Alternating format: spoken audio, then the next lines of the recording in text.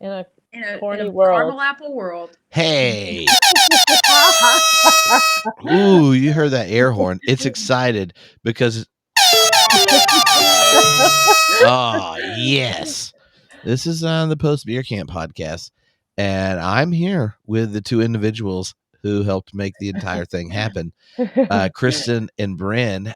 But this is after sleeping, so I just want you to know it's not Post Beer Camp like everyone just left and we're completely exhausted. This is post sleeping. So Kristen, Bryn, well, thank you for being here, but also just thank you for all the things times 10. Oh yeah. You're welcome. Oh, yeah. Well, we're coming to here together, which means we survived. And that's we what survived. matters. And we're all still friends, and that's cool too. Yeah. I would say better than ever friends. I would agree. I'd agree. If Beer Camp didn't tear you apart, it definitely brought you together. Some points in life, surviving is thriving. And then other points, like surviving is even more than that. And that's what I feel like happened at Beer Camp. This was the craziest organizing feat of Beer Camp of all time. And I feel like the first one was 2016. Someone confirmed that's been at all of them. Like, I think there's one other person that's been to every Beer Camp. Yeah, I met one person at the after party. And and they were like, early on, Beer Camp was you would not sell more than 99 tickets, and sometimes I do multiple in a year. Mm-hmm. But the whole bit was I just didn't want to have to organize things. I mean, obviously, Beer Camp was about drinking beer and hanging out with theologians, and Tripp organizing things he would do as a youth minister. Mm-hmm. Yeah. Which it still is. It's just a lot more extravagant. Yeah. Yeah. Oh, yeah. And they were like, it's gotten a lot more intense, Tripp. And I was like, I know. And that's why Kristen and Bryn are here. Because I'm not good with spreadsheets or organizing or anything. Mostly just talking people into doing my ideas. Mm-hmm. And we did it. Mm-hmm. So, Kristen, since you said we're better friends than when it started, which is great news for me because you're concerned. He was concerned. Well, I mean, you even showed up on this episode, I went and checked with all the name tags we wrote after. Oh, it's my fault. No, it's not your fault. Partially, podcasters and speakers don't register, even if you email them 6 times. And who knows? But there were 422 people there. Oh, that's amazing! Wow, I mean, saying 380. Well, that's like individuals that actually registered, Brent. This is why people kept writing name tags. So then I went to count, and I was like, oh. And then there were some times, we had things that were numerically assigned. Yeah. And I'm like, how are there not leftovers? There are 500 copies of a book, that was going to everyone, and there's like 6 left. How did this happen? Anyway. Yeah. So I just feel like we succeeded so much that apparently a lot of people just showed up and got name tags, and we still survived. So there we go. I've already sent one apology email about not having the name tags, and I wrote it down as a thing for next year. Well, you know what? The thing is, we actually had name tags. That is one of the things I've never done because actually I did one time. I got a bunch of circles of wood, put a hole in them, and gave them Sharpies and told them to write their name on a circle of wood and put it around with plastic rope. Oh, wow. Okay, so that does sound very 2016. We were all wearing suspenders and playing the ukulele. So people were getting little mustaches tattooed on their fingers. Yeah. Oh, yeah. It's right in. Mustache. Kristen's like, I remember I was in 4th grade. We were wearing owl necklaces. Yeah. So, yes. Well, so no, it was awesome. We've slightly recovered, And so, as people have been thinking about it for quite a long time, planning and such, I thought we'd share a couple of our highlights, and no one should take it personal if their highlight isn't on here.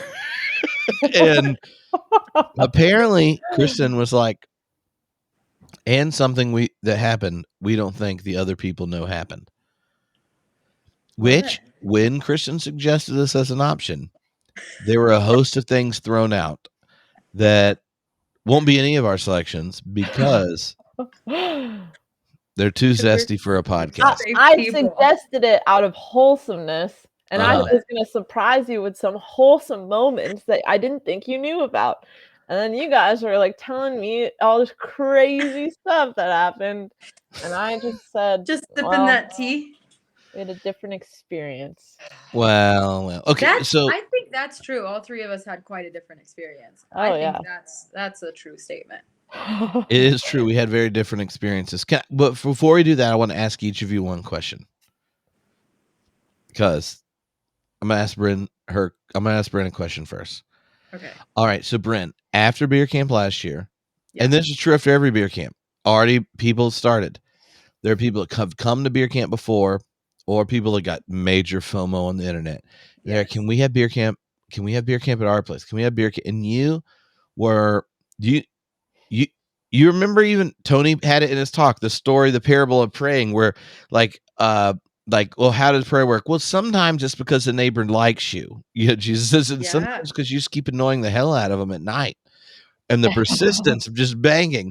They're like, come on. And you were the most confident person at how Springfield, we should have it in Springfield, Missouri, and the venues is the greatest church that will have ever hosted beer camp. You were so confident. Well, and then don't look at the airfare, but otherwise, no. Yeah, don't pay attention. Don't look at the airfare.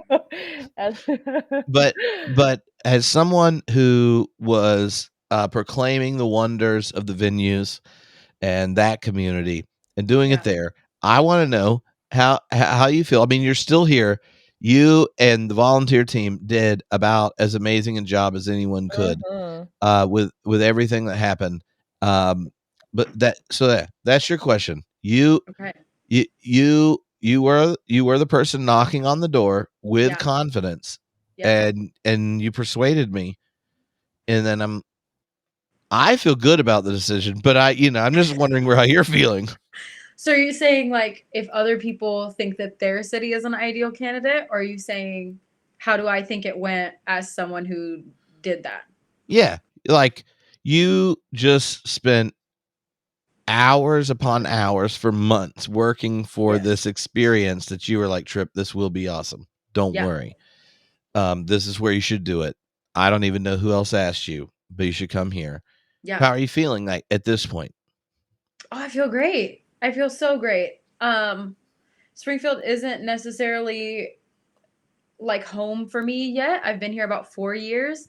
And the whole reason I'm still here is that I found this really great community, and the venues is full of like just the coolest people. And I think that them being so down and just like eager to make whatever we needed happen, gave me the confidence I needed. I just had to ask the question, and they said, like, hey, if you make it happen, we'll make it happen. And so, so finding like really, really cool people that were just down from the get-go was huge.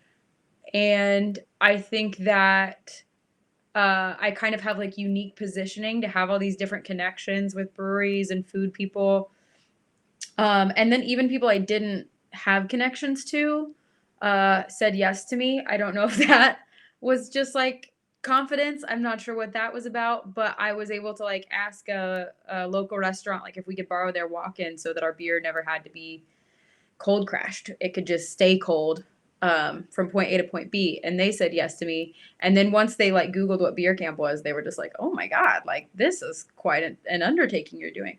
And so I think having the right people is like what makes or breaks the location being a good choice. Like we have great breweries and people got to see the city a little bit, but yeah, the volunteers and like the venues being so down for everything, like gave me the boost to just keep being persistent and keep asking you and giving me the confidence that you would maybe say yes. Yeah. Awesome. All right, Kristen. I now have to decide which of the questions I was thinking about. Because and for people only listening to this later, Kristen has a giant collection of candy corn behind her. Now, Kristen, you are the first person who was actually you were the camp director, right? Like you're Yeah. an executive. Well, I did not know that would be the course when I signed up, but I'm very honored for this title, considering all the people's names I forgot to put on name tags. Well, I don't think you were responsible for people that didn't click a link where they just had to give us their name. And as someone that was a minister for quite a long time, let me tell you, this is not a beer camp only reality. You know, sometimes people that even in charge of events don't even put their name down. Yeah, we also submitted our own names, like very Yeah. like we were like, hey, here's the spreadsheet and put us on there too. And I was like, oh, wait a second, I know someone going. It's me.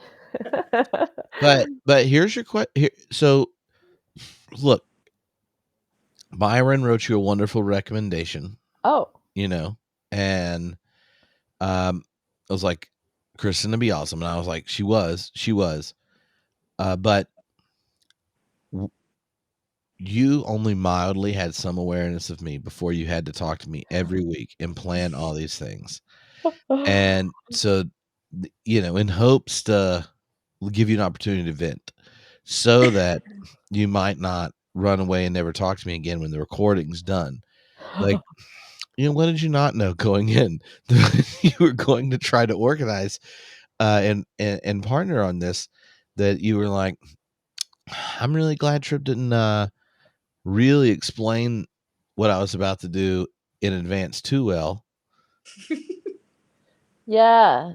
Yeah. Well, I was talking to someone earlier and I'm like, I wonder if camp is a little bit like pregnancy and all the Uh-oh. pain of labor. It's just an analogy. It's just an analogy. You forget it once you're there and you're like, this is great, even though you're running Yes. around. There were some things, there's a lot of admin things that I guess I didn't even consider. And there's things, it's like layers of admin. So like Airbnbs, I'm like, all right, I added all the speakers. But little do I know that the code doesn't get sent to every single person on the reservation. So then I'm like sending codes. I spent probably the first night, I probably sent like 7 or 8 codes. It was a lot of code sending for people to get inside, a lot of organizing for speakers to get there. And that was stressful. And so learned lessons there. But gosh, what did I not expect? I think I didn't expect there to be like no existing spreadsheets, and there were none. There were no spreadsheets from which to reference. So all if you were my neighbor, you could have looked at my notebook that I have a bunch of Post-its in from Yeah. previous years. Oh my goodness. Yeah.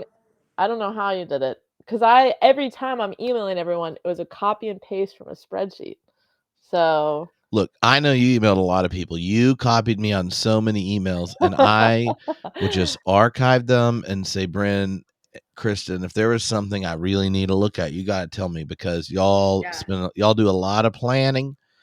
Oh yeah. I'll call somebody or pay somebody, but Yep. you know, it's just so much organizing going on. I did just clean out my inbox and I'm realizing how thick the chains were. Yeah, you want me to just start forwarding you random emails just so you get I think that's to fair ease for off at least of a it. couple weeks. Yeah. Next year, whoever gets the title of camp director could be me. You never know. They should use a different email.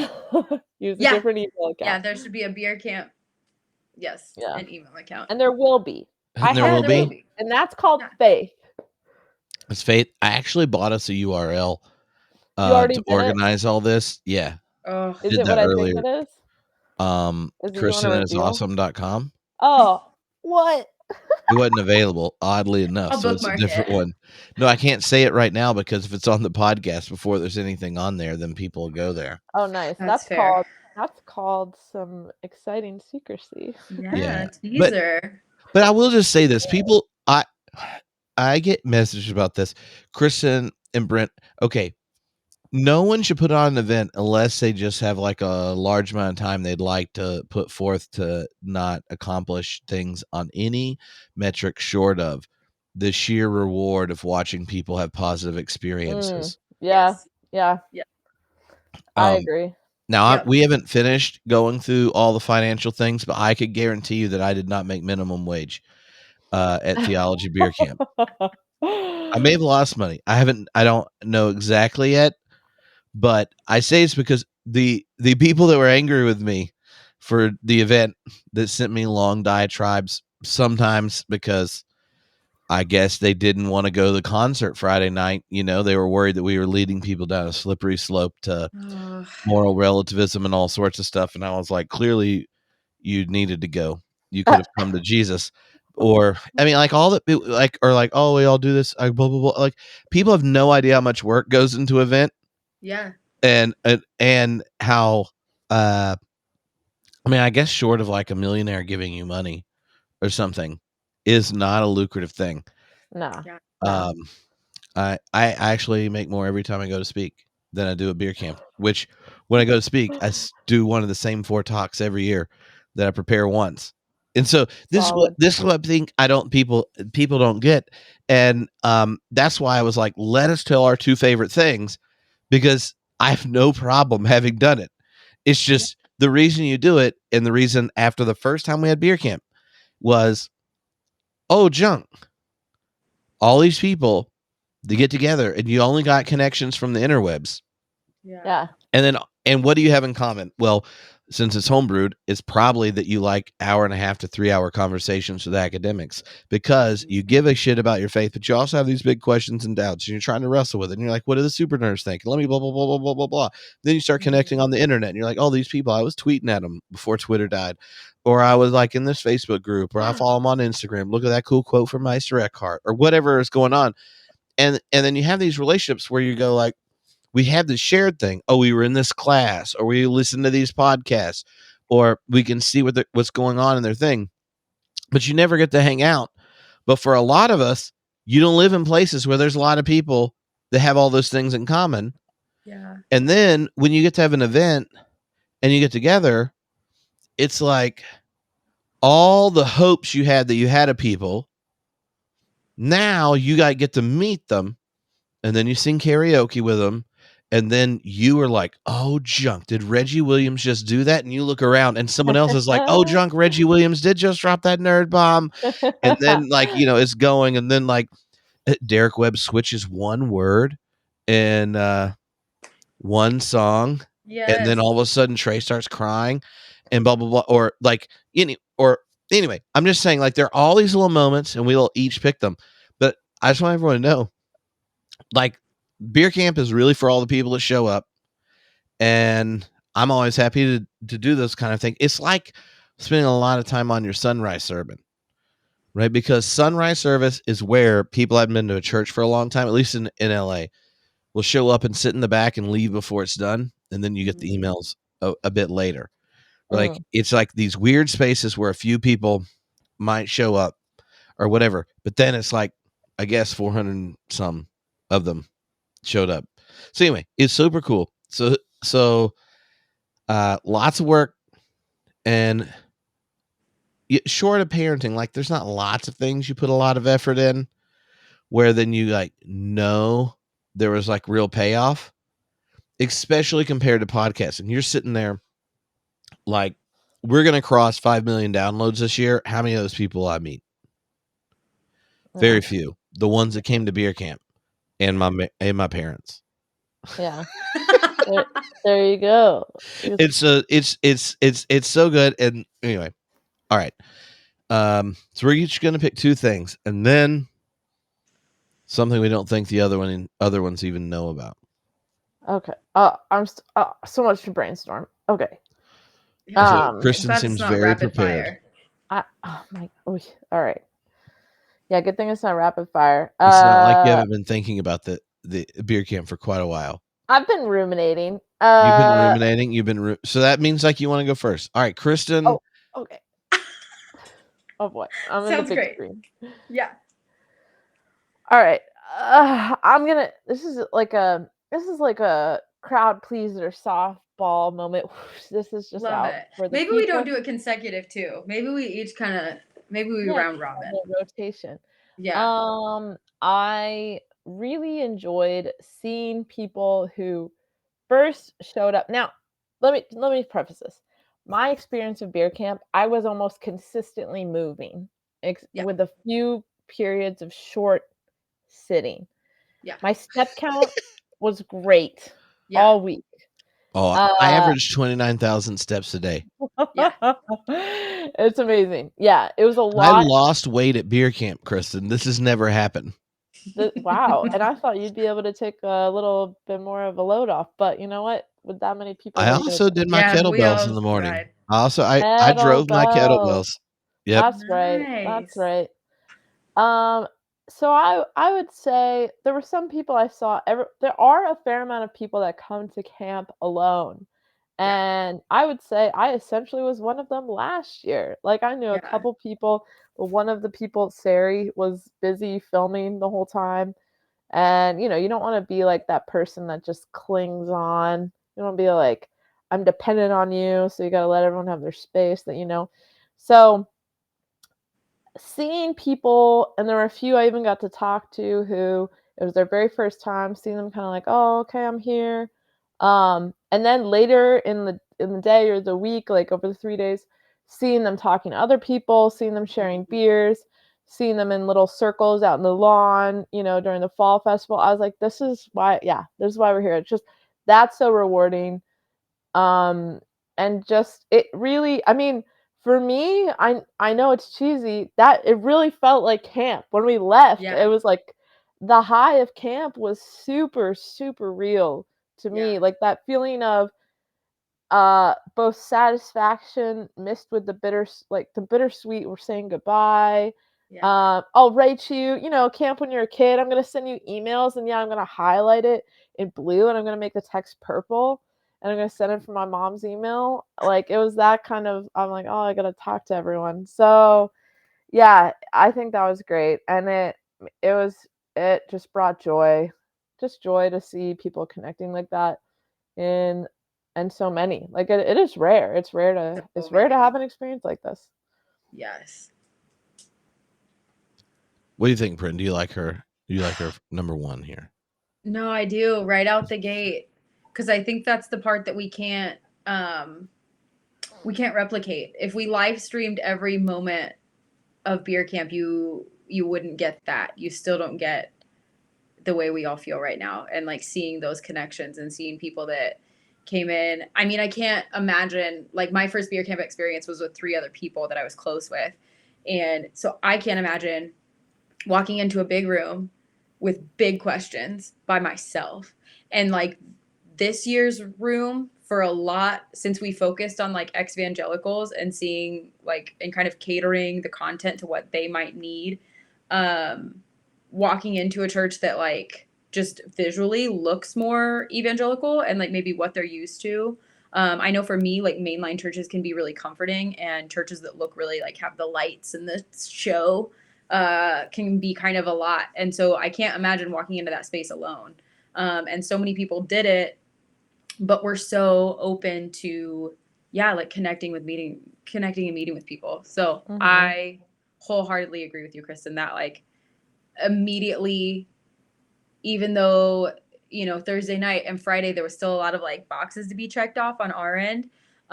It was immediately worth it. It was like as instant gratification as it was going to be. And so that was so beautiful and fun. The lineup at registration was exciting. That was a big line. That was crazy. It was crazy. Yeah, well, we had the 40 or so people without name tags in there as well, so they were in there. Some of them, yes. Actually, yeah, and like and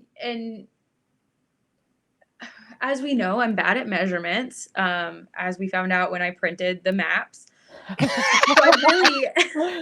I had maps- no idea. Did anyone take any of those home? They're like full-size, like concert posters. The maps are for those, it's like, those big textbooks for people that don't want to wear their nearsighted. It was like that. It was the large text maps. Yeah, so we needed everyone to know where they were at. Even from the moon. So when I heard like 380 people, I was like, oh, okay, I know what that looks like. And then once they started filtering in the building, I was like, oh, I have no concept of what 380 people is actually like in physicality. I guess I have to go chronologically then. Something for me that was like really satisfying for me was Tripp really early on had these goofy ideas of like how we were going to incorporate goofiness. And he kept asking like, what if we did Family Feud? But the only question he would come up with was like, what song has the best hand motions? And that was like all he was giving me. And I was like, I'm going to write this whole game. And because Kristen, so good. It was so good. Because Kristen is like this admin guru, I was like, I will take all the silly, like weird stuff. Hand me all that. I will help you with the spreadsheets, but give me all the weird little stuff that doesn't seem relevant. And so I went through 100-question BuzzFeed quiz, and I built the ex-evangelical / theologians with PhDs version of Family Feud. We get to beer camp Thursday night, and it's not done.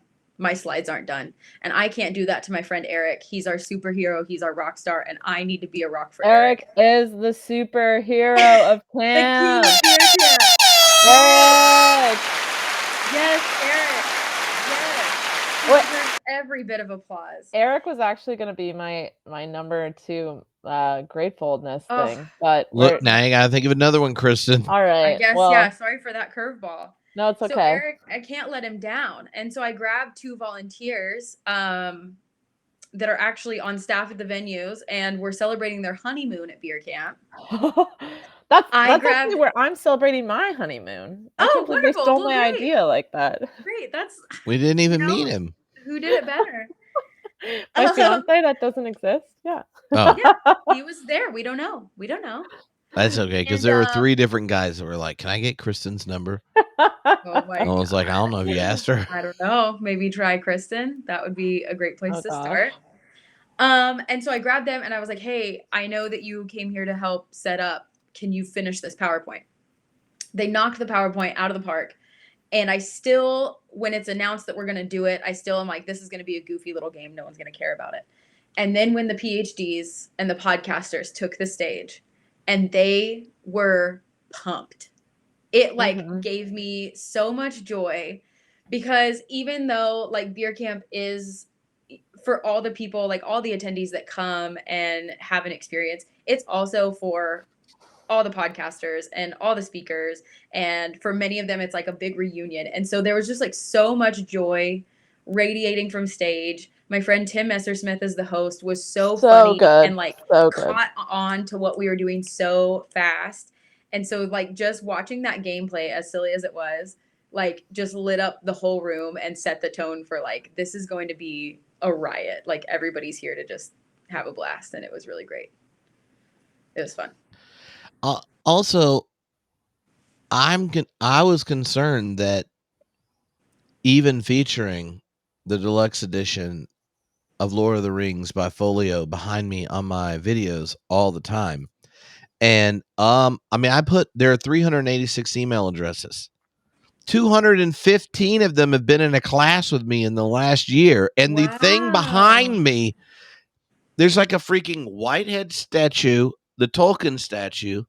Jane Foster is Thor next to the folio of Lord of the Rings. And I'm like, this is easy. What's behind me? In every video of every class that's discernible. That's it. No, they didn't even put that. I've now decided participation grades are going down for all 200 and some of those people. That, or they just used answering yours. I want to look at the whole survey results of what's secretly in my office. Happily, I will send it to you. Oh yeah. Because Dan Koch kept getting called out. Can I just read a Dan Koch answer real quick? Please. Okay. Parents answers. Yes, permission. So I love Dan Koch. And Lou, in honor of my love for him, we may say sarcastic things. Okay. I'm going to tell you. So for everybody that wasn't Well, at he's beer very camp, sensitive, Kristen. He has thin skin, and does he? especially when he gets confused with me. I'm Does he have thin skin? obligated Should to I say not do nothing. this? So No, Kristen. Okay. This is called vamping at Dan's behalf because great. he secretly actually just loves extra attention. So he will take this as Oh, affirmation. great. He's going to love this. And All you the time actually he don't know if I said- was trolling him in the first half or the second half. It's Yeah, part we of my don't know. fun. And I will I love you, say, Dan Cook. every time that he said, I love you, Bryn, and you're the best, Bryn, I hope I don't lose that because that was really gratifying too. Okay, so for people that weren't at, oh, guys. No, People that how weren't did at yours beer do camp, this? how did Kristen do that? I don't know. All right, we're losing them. Okay, for people that weren't at beer camp, question in Family Feud was asked, name a way Dan Coke could entertain Jabba the Hutt should he be taken prisoner. There were 54 responses to this question. And by Wow. question 8, I start seeing a very specific like word pop up. And I'm like, man, maybe I don't get this.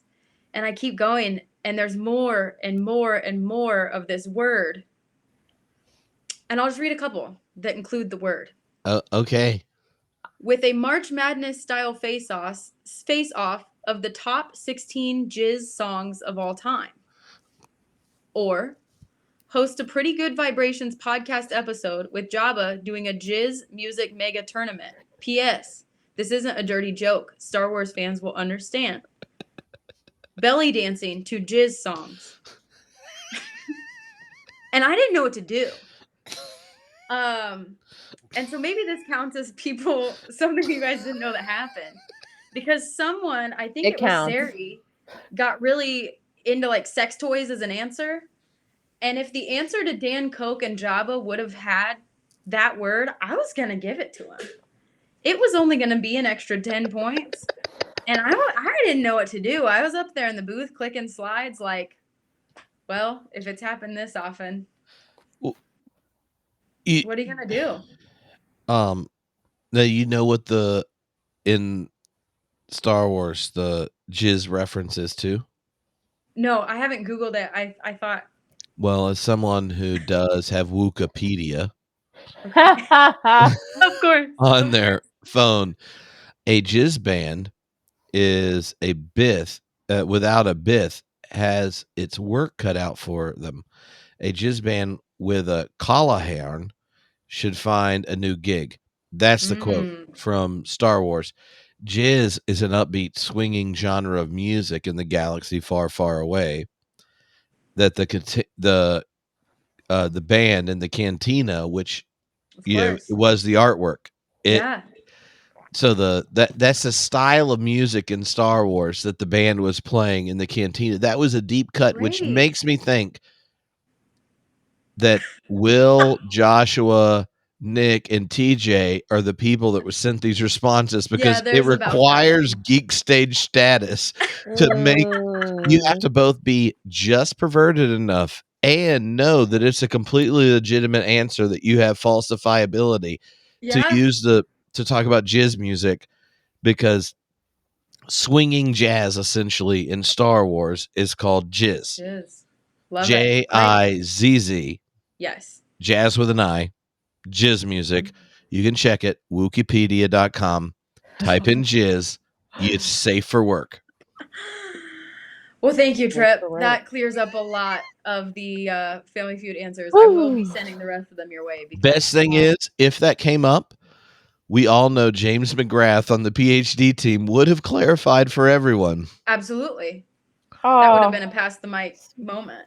Sweet James McGrath would have been like, I believe that jizz is technically on Mos Eisley the name of the style of music most often played with Jabba the Hutt. And then he would have a YouTube clip of him doing some jizz music. I don't want to see that. Yeah. Yeah, I don't even know where we are in our podcast, but I was like, this is a good time to transition because all the jokes I was thinking, I know I'll have to edit them out. Oh my gosh. Yeah, so All right. Family Feud was one of my top moments. Yeah. That was great. That was a good time. Tripp, what's your first memory? Ooh. Okay. Okay, here's really the now I really enjoyed everything from Friday once I had nothing to do, which has never happened at beer camp. But when all the sessions and stuff ended, which again, my experience is I see about 8 minutes of every session that I'm not holding a microphone. I go to all of them, and then people stop me in the hall and I talk to them because I know that's like this is the secret of beer camp is you literally could go to 3 sessions and still have multiple meals with people, drink beer, and talk the entire time. If you are not like the biggest nerd, like it doesn't matter because half of it is just fun shit, right? And I walk between things unless I'm getting text messages. I get stopped and talk to people. And so once it got to the fall festival, I had so much fun. And even more fun because I have seen 0 pictures of me, fully full of the spirit on the jumping in the jump house. You were in the jump house? Oh, I was in the jump house. Oh my gosh, I missed Best it. beer camp decision I made personally. I'm really proud of that one. I don't know. I can think of some others that were better, Bryn, but I do just want you to know that that I got in the jump house and with a couple of other individuals that were like, "Do you want to get on here?" I was like, "Yes." And I realized I've rented a lot of jump houses for children's birthday parties, and I've missed out. And I now have a plan. I want them to leave it overnight so that when all the kids leave birthday parties, then the adults can get on the jump house. If it's just me and Alicia, that's fine as well. But I feel like the jump house is a fun thing. But it really was like we get done with that, and I'm like, I have no responsibility till I introduce the music tonight. Amazing. I smoke cigars with all the cigar people, which is always fun. I always love that part. My favorite reason of leaving that on the schedule every year, other than if I don't put it on there, it will be multiple days in a row without smoking a cigar, and that is my favorite vice. Is you can't you have the perfect excuse for people to leave you alone because they're like, oh, he's holding something that he paid a lot of money for. I'm not going to interrupt him. And if you smoke a cigar with someone, like you're like, we're going to talk for the next hour. So we did that. Then those food trucks, Bryn, oh my God. I handed people in line. I was like, I'm busy. Can I just give you some money and you bring me things?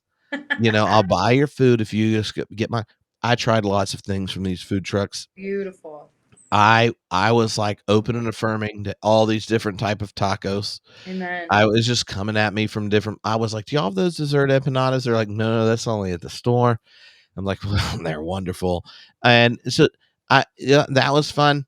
And then I'm like, crescendo. This is what the eschatological banquet should be like. And while smoking a cigar, someone actually asked me about how Whitehead's understanding of God emerged and transformed over time. I don't think they anticipated as detailed of answer as they got, but he is my favorite philosopher. Someone asked, and I was like, I have a cigar. We got time. Yeah, strap So, and they at least faked that they were interested. Then we have okay. Last year, Trey played me. I mean, Trey's been at lots of homebrew events. I think he's probably played music at 7 or 8 of them since we became friends. Trey Pearson. Yeah. And last year, the evangelical peeps that came loved Trey's concert thing, right? Which, if you are Tripp, who's been with liberal Protestants for years, they don't even know that CCM existed. So they're always like, oh, there's someone that plays music with guitars. This theology doesn't suck. That's like the mainline Protestant response. But because last year there were so many people who just after lockdown, George Floyd, 2020, Trump and stuff are like, I literally have no one to hang out with. Can you like, thank you for doing this. I was talking to Trey, and Trey's like, well, if you want, we could get other people to do come music and make it a little bigger deal. And I'm like, I don't know. I was like, beer camp, you're supposed to day drink and be nerdy. So then I asked you two and Tim Whitaker, and y'all are like, that's a great idea. I was like, really? And now I was sitting there and had nothing to do, so we actually got to watch a concert. Woohoo! You know, Oh, heck yeah! and it was awesome. And I watched it with Alicia, which again made it cooler. I mean, if you have 3 kids, you don't get to watch lots of concerts together. And then Flamey comes out, rocks the microphone. Then Tiffany and Derek and Trey do it. And it was beautiful. And like on top of everything that happened that night, which, you know, at some point everyone will get to watch watch it. I left and there were still like 100 people there crying and hugging all the musicians. Yeah. You know what I mean? And as a youth minister, you know, like I know what animates. I'm lingering long enough to say thank you. Yeah. And that was badass. So that element, like the fall festival, you leveled up the tailgate, Bryn, and the food was delicious. And I don't think I've been on a jump house since I was 150 pounds. And I was like, this is amazing. And then the music was great. But the best part was I had like 5 hours just to hang out with people. Yes. And that never happens at beer camp. So that was Tripp's favorite part. Precedent. Yes. So that's cool. And they stayed, Tiff and Derek and Flamey stayed to talk to every single person that wanted to talk to them. Trey had his family with him and stayed as long as he could. But that was really, really great, was to just kind of be on stage and be the person locking up and getting to watch them be able to linger was really beautiful. Yeah. That was really special. So cool. All right, we had a king and a queen at beer camp, guys. Thursday night, the king. Friday night, Ivy King. Wow. Are you kidding me? Brought the house right down. Oh, yeah. I don't understand what it is, but Flamey has like a direct connection to my heartstrings. Oh, love that. I just couldn't. I just started crying. I couldn't help it. And then on Saturday too, when she was playing, I'm just like, all right, here we go, round 2. Here we go. I don't know, hard to describe, but I think I needed to hear that music. I was doing a recap. I was doing some Flamey Grant listening last night, and more to explore why it affects me so much, but it was very exciting. I mean, everyone was great. All the artists were great, but absolutely. I got like a little bit fangirly, which I was like, hi, when I saw Flamey in the back in the green room. I'm like, hi, you're awesome. Can I take a picture with you? Okay, so the Wiggle Room, I'm so thankful for. At the venues, they have like a room for parents that their kids are like going nuts. But it kind of ended up being like a little safe introvert haven. And whoever saw Flamey arrive directed her into the Wiggle Room. And so she was there kind of going through her backpack and like doing stuff out of drag. And I walked in, we kind of looked up, had like a Parent Trap moment. And they just like look at me and I look at her and I'm like, I go, it's you. And they're like, yeah. And I was like, sorry. I've been blowing up your Instagram. I will give you your space. I'm so happy you're here. We're so happy you're here. Well, let me know whatever you need. But I definitely had this moment of like, wow. Like, that was beautiful. That was beautiful. And just what a gracious, beautiful, warm individual as well. Flamey, you're invited to every beer camp for the rest of forever if I can make that executive move. Said Tripp Fuller. Just like it's like your Tripp. It's like Tripp. It's basically the same. Well, I'm a real totalitarian about things, and you know, it's Kristen's turn, right? It is. All right. Well, I can't believe I keep doing this. That was actually my other backup moment was the Flamey Grant moment. I really spoiled this for myself. I would say I'm gonna share a very crazy, very personal. I went from like extreme of all beer camp people to like very personal. I had someone who listens to Dan's podcast.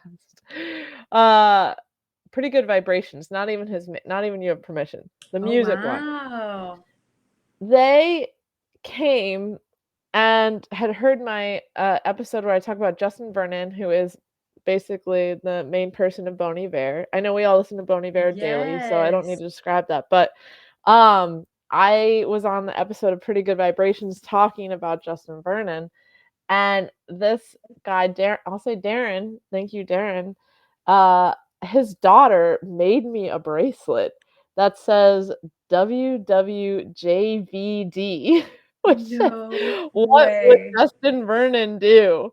And I was in shock. It was amazing. I mean, look, I'm obviously wearing it, so I was so touched. I was in shock, and I think that's probably the most celebrity I'll ever feel, and that is perfect for me. I was like some girl somewhere I may never That's meet. incredible. That was actually gonna be my moment. I'm skipping ahead. I keep doing it. My moment that you guys should know, but Well, and now you've spent that. You have time to think about it. okay. Oh, that is the most wholesome. It was unbelievable. I'm really, That's really wild. touched. So yes. Wow. I feel like I should say like congratulations. That feels like a really I big know deal. no one I gave mean, me a bracelet. well, you gotta stand someone. I know. Some I got homebrew listeners people like handed give me Tripp a beers. bracelet. That's the thing people do. They're like, I know there's a bottle show later, but could you take this? Here's a beer. I know. Here's a beer. Here's beer. Though Have I it. have to Have say, it. one of your boys, Kristen. One of my boys. I don't remember which one. I think it was the California boys. K-Tide and the boys. No, they literally went and got my favorite IPA. And brought Oh, cans of love it. that. It won Wow. the IPA competition at the first Theology Beer Camp. We made Wow. costumes for kegs for 6 different IPAs in LA, and the first one that got tapped during the IPA battle won. Wow. And the Mayberry IPA from El Segundo Brewing Company was dressed up like Ludwig Feuerbach. Oh my gosh. Yeah. Yeah. Okay, so it was Joel and Lucas. I'm giving them a shout out because they kind of stepped in as volunteers as well, despite being attendees, Yeah. and came from California, which is Yeah. California to Missouri. Incredible. I don't know. It took a little while. I did to that get move there. in reverse at 18. Wow. Yeah, it's like Yeah. everyone. You know how everyone moves between Missouri and California. That's Yes. just the known. Yeah. It's like the new Oregon Trail. Yeah, that sounds right. The new Oregon Trail, which in that route you don't actually get anywhere near Oregon. But No. all right, Bryn. Not if you do it right. I'll just go for the heavy hitter, to be so honest. Oh. I was Saturday morning working on slides, working on PowerPoints once again. Tripp comes up and whispers to Chris, the associate pastor of the venues, "Hey, I have this idea. We're going to do communion tonight." Oh, so it wasn't pre-planned. You know who got left in the dark? This person. I'm good with that. I think that's cool. I think that's cool that somebody's left in the dark. It's fine, but I was like, kind of left. when is this happening? What's happening? Yeah. As Tripp's kind of explaining his thoughts on it, I'm like listening, but I'm like typing and listening and typing and listening until I was like, I'm gonna stop listening. If I keep tuned into this conversation right now, I'm gonna be unwell, and so I'll save that for later.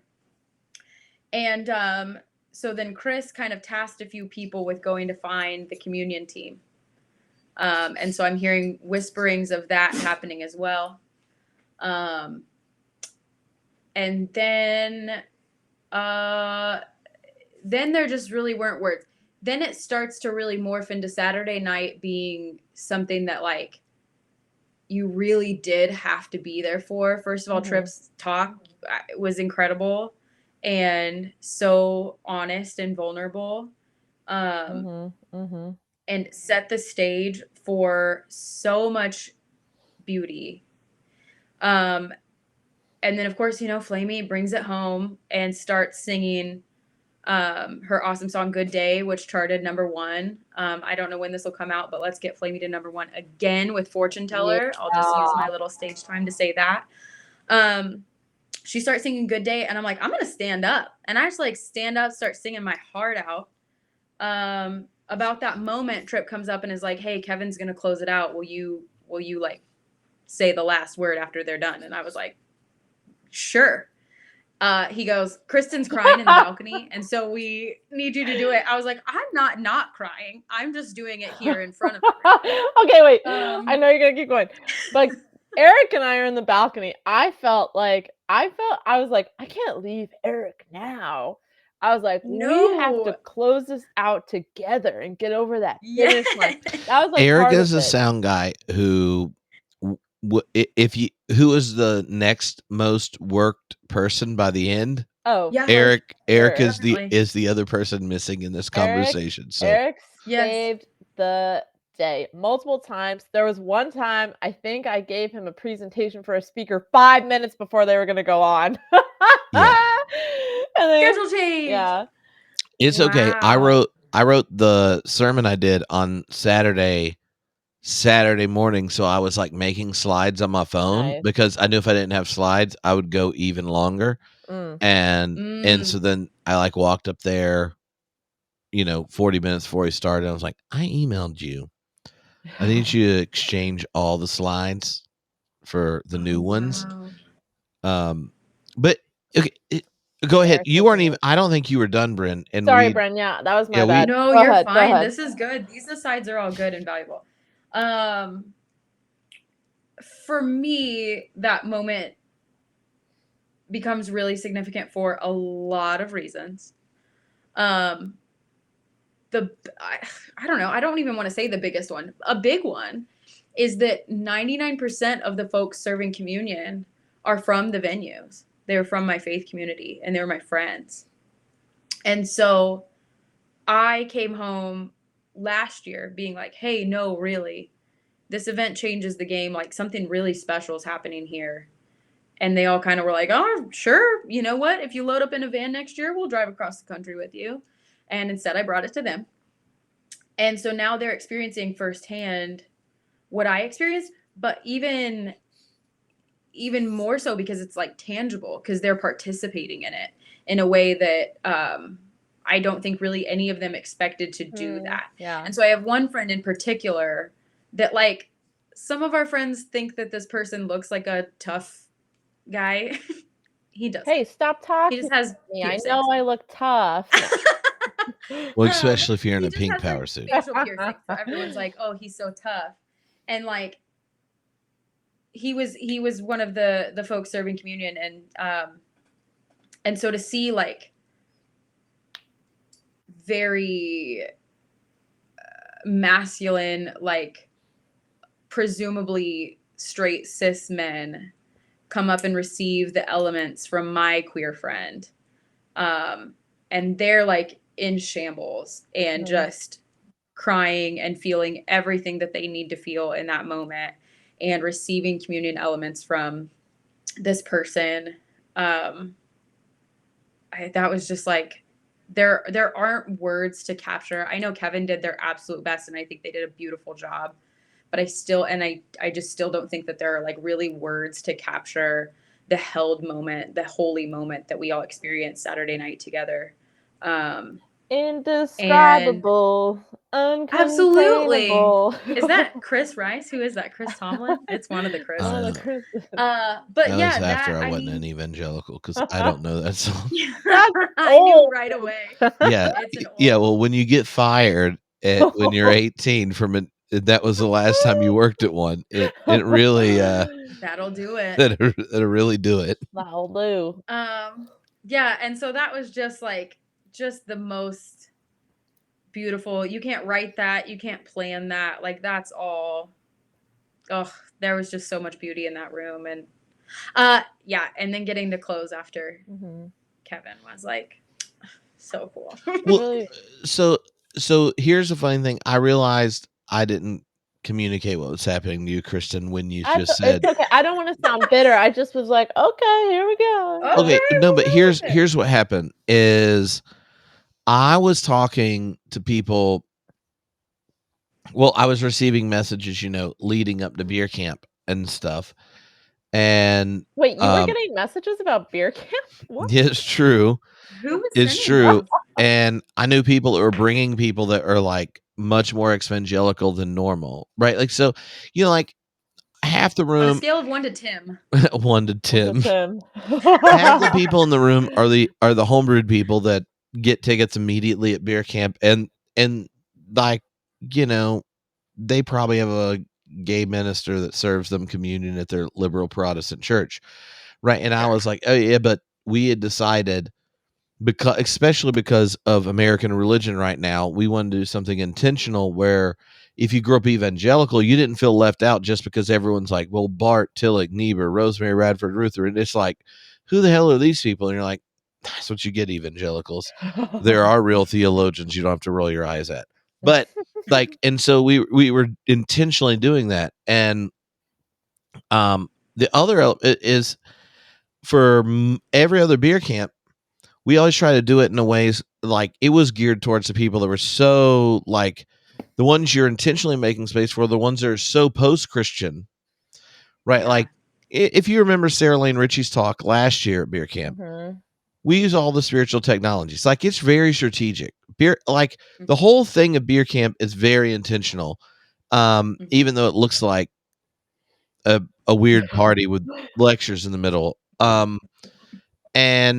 But knowing that the population is one that has recently and received a lot of intensity and being pushed out, shamed out, judged out. I called Tim and I was like, I've been getting these messages, and I'm like telling him, he's like, oh yeah, that's what evangelicals sound like all the time, like with all this baggage and blah blah blah blah blah. And I was like, well, maybe all the things I normally do, like the things I avoid doing, won't matter, or we should rethink it. And he's like, what do you mean? I said, you know why I do 90s karaoke? Because group singing brings people together, and I can start explaining the science of it. And I'm like, Tripp, like I have so little religious baggage. I have to learn it from my partner, right? Like Tripp, like there's a high chance because I'm enjoying talking about this and I'm tipsy, I will go play worship songs by myself when we get done. The Tripp is Christian AF. And now my theology, half of the church probably doesn't think I count, but I'm very comfortable being there. So like doing karaoke, it started as, how do you do group singing so you share the flow state and rhythm and all that kind of stuff without triggering people by being like, Lord, I lift your name on high and junk. So like I had always avoided the Eucharist, even though I serve it all the time, and so I was sitting there and I was like, maybe we should do it at the end. Like, obviously there's more Christian music this time because all these CCM people that are like allies or gay and stuff are doing it. He's like, I don't know. I was like, well, what? I was like, I should call Kevin Garcia and ask, right? Like, I feel like he'll tell me if this is a good idea or not. So I call Kevin and I'm like, Kevin, all right, you have to really tell me what you think.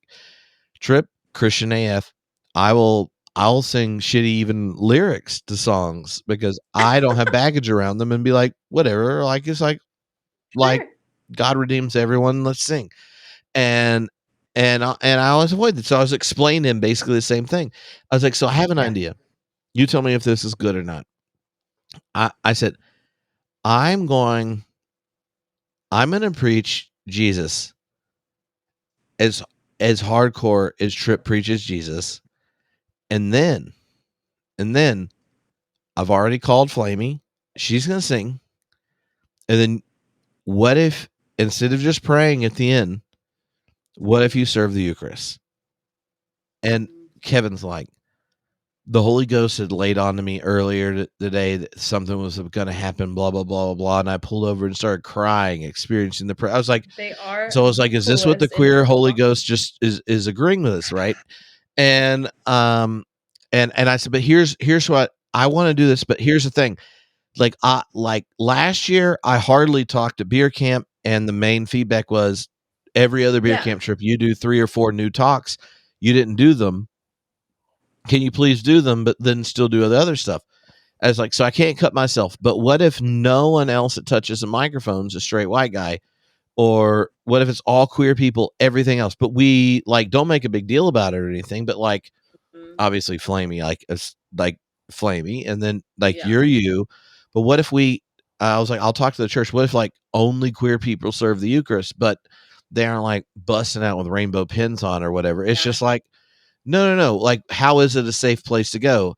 And he's just like, or yeah, Kevin's like, Yeah. oh well, like, well, if that's the case, everyone can munch on Jesus. And I'm like, yeah. And so like after that call, I'm like thinking, I texted Tim and I was like, this is what Kevin said, maybe blah, blah, blah, blah, blah. So it was all kind of like sitting in my head. And then after the concert Friday night, I'm like, I think everyone needs to munch on Jesus. Yes. And so that was the origin story. So Chris, I just didn't tell you because I hadn't decided. So then I got there and told Chris, because I'd already talked to Flamey and Kevin, and was like, Chris, the associate minister at the venues, I was like, is it possible that everyone that serves, but without like being obnoxious about it, but like only queer people are serving the Eucharist? So everyone gets to receive, and it's so post debating because like this is who you're receiving it from. But it's not like but not being like annoying virtue signaling about it, like this is the logic in the background. And so but it was a giant improv because I've normally avoided it. And in the past, I don't even call what I do at the end of sermon. I called it toast, and I've done 3 toasts to people, which are essentially 3 stories that connect into a sermon, but I just never admit that it was a sermon.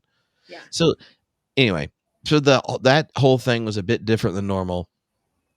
Yeah, there was the origins. It's different. I like it. It was right. And that's why Friday night I screamed. I was being the obnoxious. Like I kept like making jokes like, hey, me is the obnoxious gay in the corner. Because I was like just shouting and screaming and snapping at everyone that was performing. And Derek asked for requests and I shouted out God in drag. And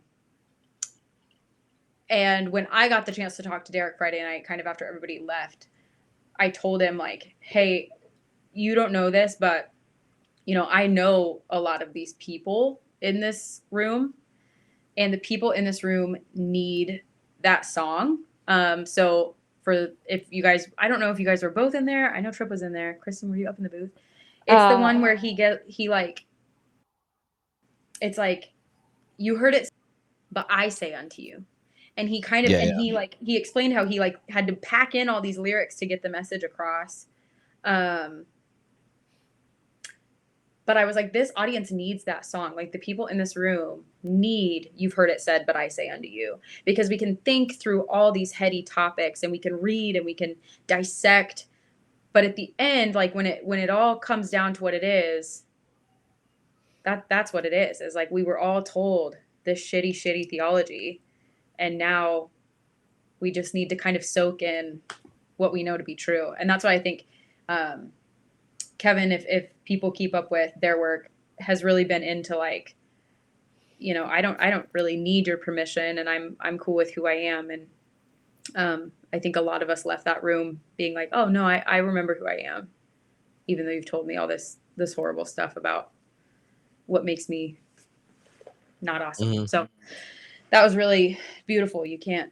That can't be manufactured. That had nothing to do with the lights or the music or that was all people and beauty and spirit. So hats off. I won't go too much further, else I'll turn into a puddle, but it was really beautiful. Well, I'll let me add just a little levity, if I may. Keep it zesty. So I was in the sound booth, Bren, when you started to do the closing remarks, which I thought were great, by the way. Thank you. I will note that it is funny that you started by saying Kristen is crying and straight. And I, who has no idea what's going on, I'm up in the booth. I'm with Eric. I'm like, technically, I don't think she knows that. I know. I got off stage. I was like, did I like out? I don't know. I have come out as straight. I was outed as straight You were at outed as beer straight on camp. stage. And you know what? Hey, if It's that's the just only time I fine. out someone, I think I'm okay. No It one was come for good. me in the comments. I was like, I wasn't prepared. I wasn't prepared. Gosh. But so you just have no idea what's going on, and I'm like, this has everything to do with queerness. It was very funny. I was talking to That's Sarah about it later. I'm hilarious. like, I guess I'm straight. So I guess that it is what it is. Now that it's Oh been my proclaimed. now that it's been proclaimed. Yikes. Give her a microphone. But watch guys. out, the She'll just go prohibition right off. generates desire. Oh, whoa. Hashtag Romans.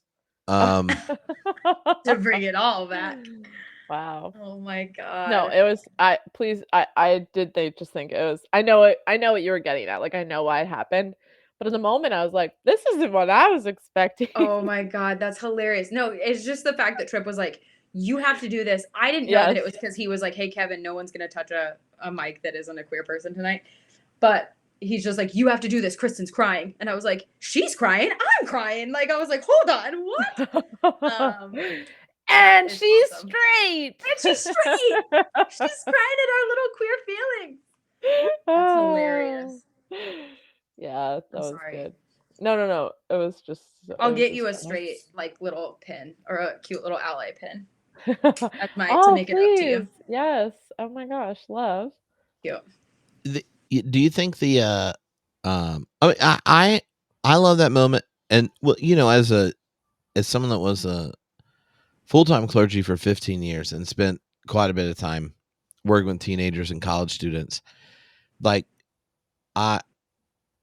without baggage, I have a very different relationship to organizing and structuring things well, so that you have so that like the energy of the community can give you permission to acknowledge the presence of the divine and lean into it emotionally. Like I don't have like weird things about it. Like people do it about all sorts of stuff. And so my thought is, like, knowing how humans work and do it, why not do it in a way where it's liberating? And one of the if I think of like the Venn diagram of people that come to beer camp, like there's like a whole group of clergy, half of whom can't say everything they believe with their congregation, and so they come by themselves, and they're there. Then they're like the super theology nerds that are like, I think it's funny that Christians still worry about insert the stuff evangelicals are worrying about. Yes. And then you have the people that come out of more of that space, and things. And my thought was that moment was one where each group could show up being fully themselves next to someone else being fully themselves. And that's not the case for all of beer camp, right? Like I've already been listening to some of the audio. Like I wasn't in the room, and there are like really nerdy moments that if I was in the room, I would have picked them. The religious pluralism conversation was wild, and I was like, oh, junk. I love Jay McDaniel. Like Kevin interviewing Adam and Dan Stiver. I was like, this is awesome. Like I've been going through them earlier today, because I've been processing audio and video things, like the Grace and Kate's Christianity after the patriarchy session. I heard a fair amount of that. Yeah. I can't wait for this junk to come out. And so, but just the funny thing is, us talking about this literally involves us talking about the things that happen without any of the meat. It's like we're literally talking about the toppings of a pizza without the bread, sauce, and cheese. Yeah. And so just knowing that all the podcasts, 90 New York style pizzas that weekend. that is true. We're experts. Yeah. And so like one of the reasons I think all of us resonate with that moment is that was like one of the only full moments we were all fully present for. Yeah. And then we see these other people getting there. Like a part of our emotion, right, is like we've been working on this for so long, and then and then you're like, yay. And when I started talking to people, they were like, I know, but in that session, Leah Robinson was talking about this and like how this affects like the relationship to our neighbors because of blah blah blah blah. I was like, I don't know what you're talking about, but I like Leah, and then someone else is like, what was going on there? Like blah blah blah. And I had multiple theologians who probably would not appreciate me using all their names who came up after and was like, I haven't like been to a church service where I knew the Holy Ghost was present in years. Yeah. And these are individuals that train ministers. And so like, I do think it was a beautiful, it was a beautiful moment, but I just want you two to know, as someone who's listened at 2.5 speed to quite a few of the talks, like we had a whole lot of people riding shotgun that set them up for the moment. So this is our thing the others don't know. Great moment. I'm ready. And well, I'm going to say one because I might have to do another one, but this one is a short one. The only session I saw 3/4 of Reggie's talk before someone texted me. So there was that. But I snuck in and watched most of the Tolkien session. And now last year, that was the only session I did because I was there for that. But like it was the only one like I actually like did anything because every one of my friends I emailed about coming to beer camp came, and I was like, well, I guess I'm not talking. Oh my gosh. I guess the opening podcast or whatever, but as someone that used to prepare 6 hours of material to go through a beer camp, it was like, very different. And Craig Boyd got in a conversation with two who did the talk, which was quite wonderful, with two of the people there about hope's relationship to loss and grieving. Now, I'm not going to give all the necessary facts and story of Lord of the Rings for everyone to get it, but it was one of those moments where then the conversation erupts, derails, where as someone that's like, I want to make sure this is all recorded. Now they're just handing microphones around a room to crying individuals. This is bad for the content collector, great for the experience in the room. But there were multiple people that shared very specific things they brought with them to camp, from loss of loved ones and friends to grieving being cut off from family and friends because of increasing tribal things, to the kind of, what's a way without being specific, well, learning to live without things you would never you would never imagine living without, be it a relationship, these kind of things. And like one of the new things this year at beer camp was a whole stage just dedicated to geek things, which kind of was like just because that's Tripp's other favorite thing. But I love Lord of the Rings. If I got to canonize something in the Bible, it would probably be Lord of the Rings. And then I go in, and Craig Boyd's talk was freaking awesome. And then just listening to people have those conversations and them getting vulnerable, it was like the one session I got into and watched was one that touched me and all that kind of stuff. But also I was like, oh, this is what's going on as I'm seeing 5 or 6 minutes of each talk each time and running between things. And so Yeah, I mean, I'm sure y'all had similar experiences, but like when I think of the three of us experience of beer camp, is so different from most of the people. Mhm. It was cool to have like one of those moments where I go, okay, now I get this is what's happening in all these rooms as we're logging those steps and texting people and freaking out and trying to fix things. Yeah. And all those individuals that shared like later, like I left before the thing was over because I can't even remember what happened. But Yeah. like when I talked to them after it, they were just like, oh, especially the geek stage thing was a new thing. Where those individuals that were like at that for every session were like, thank you so much. Like I don't even the fun. Like my favorite comment was, I wish I could have these conversations with the Bible open, but I've never felt safe. But if it was, Doctor Who, Star Trek, Star Wars, Lord of the Rings, I can do it. And I never knew they could be so sacred. Wow. And so anyway, That's so cool. I know. Yeah. I was like, this is awesome. And also that badass art from the Oh, cantina it came in out the really backdrop. clear. It looked so good. You kept it, right? Oh, did I keep it? Yeah, Yes. it'll be in the background of Tripp's office. Yeah. Alicia keeps being like, what color should I paint Tripp's office? And I was like, oh, and there's a 10 by something banner in my office, so it's probably. Oh my gosh. I should just start leaving it behind me on live streams. Absolutely. All right, the Kristen. venues kept being like, how big is that banner? And I was like, I don't know. Large. It was big enough. Like it's big. Big enough. Okay. So I'll share a similar thing, and it is, I thought of it before you were talking, even though I stole all the other stories from myself already. So Myron Penner was my advisor in grad school. Brent, I don't know if you know this.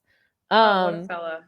Myron is the reason I'm even connected with this entire community, and is the incredible. reason I'm doing a lot of things right now. And big shout out, Myron. Yeah, the great best. advisor skills. Now, the thing that's crazy is that Myron is an analytic philosopher, and I am way more prone to be, I would say, continental in, and this doesn't even matter to, I'm sure, many people, but when in the open and relational stage, Myron and Godahard were put in a session together, and you basically couldn't have two more different philosophers. And I missed most of the session, but I got to pop in for the end, mainly during the Q&A with Josh Patterson and Sari as like the moderator podcasters. And Sari, I mean, she's my business partner. She's amazing, but like she truly has an insane skill for moderating and just helps the conversation flow.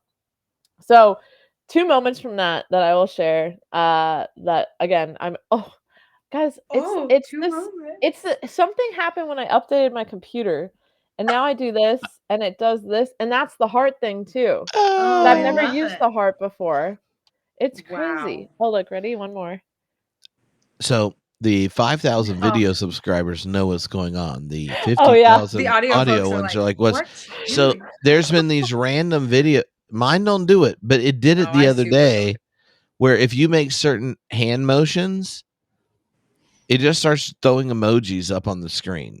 And it's very kawaii. And Kristen's very effective at doing it. I don't know what I think it's just from my computer itself, but it's hilarious. She goes two things about Myron and if I do a two, like it's a peace sign, it starts balloons start coming up. My heart, it throws little hearts out. It's kind of endearing, but it's also distracting. Anyway, so the first thing is someone asked a question, and whatever they said, it was like, for Godahard and Myron, they were like, oh, like, I don't know, sorry, maybe this pits you against each other or something like that. And Godahard goes, that's okay. Philosophers like to disagree. I love that. And it was so funny in his German accent. And it was so funny because they're next to each other. They're just their whole vibe. Godahard was like extremely German to me. I cannot wait to listen to that session. Absolutely. But yeah, that was very fun. And then this is on the open and relational stage downstairs, which again, this is like the only time I really got to go down there. Tom Ord is like kind of the main organizer of the open and relational stage, is like the guy you go to for open and relational theology stuff. He has one of those pull-up poster banners in the background with like a huge print of his own face. Yes, I loved it. He asks a question. He's like, sorry, he was like, can I ask a question at one point? And then we're like, someone was like, you basically own this stage. Of course you can ask a question. And then Myron goes and he turns around and starts answering to the giant Tom Ord face. Oh my God. Behind him. It was so awesome. I was like, this is hilarious. So yeah, that was a secret moment I was glad to witness. Oh, that's beautiful. Oh, that's funny. That's funny. Wow. Well, I also heard Kevin Garcia interjected a discussion of prayer and masturbation. Oh yeah, and they got Adam to say something about masturbation. They did not. Adam Clark, by the way, podcast listeners. Wow. Which I don't know what, but I did hear that rumor. I was like, wow, this is crazy. Adam came up to me, never mind. After we finished recording, remind me to tell you a funny story. Oh my gosh. Wow. All right, Bryn. There you go, Bryn. Something the two of us don't know. Wow. Okay, it's so hard to narrow it down because the other piece of this is that we did not spend time together. The planning team did not hang out. Kristen has a picture. We spent a lot of time before. Yeah. Spent a lot of time on Zoom before. So yeah, so much. And then then the day Kristen didn't come hang out with us after. She was like, I'm not coming to Bryn's house. Bryn, you said something to me and I was like, okay. And then I think it truly just immediately left my mind. I was like, no, we took it personal. We thought you were judging us. Oh no. We listened to Cut But Plum and thought about it. You want to know what happens? This is another you don't know, but we basically in the after party we had like essentially a workshop about my love life, which is Oh no, I heard about this. You heard about it? How did you hear about it? I walked up because I don't even look in the after party after 20 some people told me their life stories, and like how they got there and all that. I was sitting there, I was like, oh my God, I'm worried I'm going to be mean for no reason. And so Alicia was like, you just need to leave. Yeah. Like, it'd be fine. Like, they'll email you or you can talk to them later. Yeah. She's like, I married you. I know that if they email you, blah, blah, blah, like, you're going to be like, oh, I can talk at this time. Like, she's going through this whole thing. I'm like, all right. So I'm like, I'm going to leave. And so, because I didn't want to be mean, I'd already heard enough. Like, we're not in a mean way, but just in a like, yeah, you only have so much emotional space with no sleep. Sure. And as someone that was a minister for a long time, I feel like mine's rather high, but I had shared enough in the sermon that then people shared similar stories. Yeah. And I had like maxed out. Yeah. And realized when someone was talking that I had forgot what they were saying. And so I was trying to get out. So that I'm like walking, making sure I'm doing last goodbyes. And I don't know who I said it to, but they were like, I was like, have you seen Kristen? Oh, she was just here. But we are discussing her love life currently. It was like, it started off as like me. We're trying to decide these issues. And I'm not going to like tell you what they said on a podcast, but I was like, I gave my hot take and they were like, yeah, you should hear the whole story. I was like, no. My gosh. I was like, actually, I'm done hearing stories right now. No, it started off as like 2 people. By the end, it was like 10 people in a circle with like people chiming in with like, and I was like, oh my gosh, it felt insane. That is so much. So I start to feel all these, like my empath kicks in and I can feel all my friends being like, if anyone, like I just was like, if anybody He's receiving half of the like thank yous, here's my stories that I am, and I'm just like this little planner person, then all my friends are feeling this too. So I just throw out the bat signal. I'm like, open invite if people need to get out of here. My Aw. Well, backyard's open. I'm very sorry I missed Get it. out. No, it sounded like you had some work to be done, so that's No, we took it personal. yeah, we were pretty sad. Yeah, we didn't burn all the pictures we printed out of you. We listened to Cut by Plum and Oh my gosh. Yeah, so many like little tiny moments, like as we all have become abundantly clear on, I'm a Kevin Garcia stan, and they asked me to grab drinkies at one point, and I was like, absolutely, I will do that, and I was so excited, and I was like, okay, here's the moment, we're gonna be friends. I feel like 25% we became friends. The invite's open. We can be friends. We can be friends. We can, yes. A friend's a friend forever. We bonded over Avalon. There were so many. It was great. And then,